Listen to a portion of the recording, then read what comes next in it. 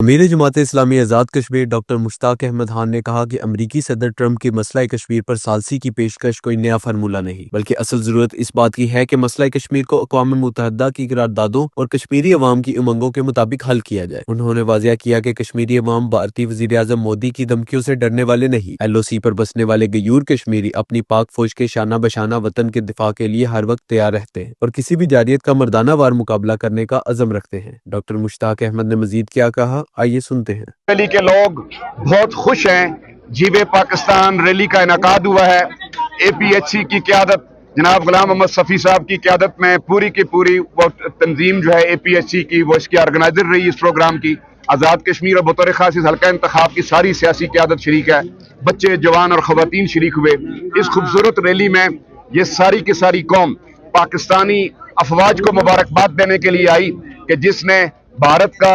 غرور جو ہے اس کو خاک میں ملایا، اور آج کے دن یہ پوری قوم چکوٹھی جیسے ایک انتہائی تاریخی مقام پر جو شاہراہ سری نگر پر ایک عظیم الشان علاقہ ہے، اس پہ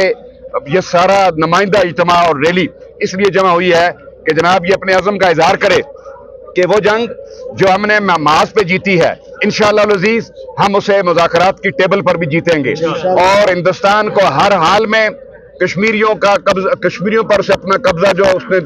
کر رکھا ہے اس عرصے سے اسے چھوڑنا ہوگا۔ اس کی ساری فوجوں کو ہماچل پردیش سے پار جانا ہوگا، اور 1.25 کروڑ کشمیریوں کو ان کا حق خود ارادیت جس سے ان کا وعدہ پوری عالمی ضمیر نے کر رکھا ہے، سلامتی کونسل کی قراردادوں نے کر رکھا ہے، انشاءاللہ اب اس پر عمل درآمد ہوگا۔ یہ مودی سرکار جس طرح ٹرمپ کی ٹانگیں پکڑنے کے لیے میڈییشن اور ثالثی کے لیے گئے، آج کے دن ہم عزم کرتے ہیں کہ ثالثی کا مطلب کوئی اور نیا فارمولہ نہیں ہے، بلکہ اقوام متحدہ کی قراردادوں کے مطابق عمل درآمد کرانا ہے ان کشمیری قراردادوں پر جن کی راہ میں سب سے بڑا رکاوٹ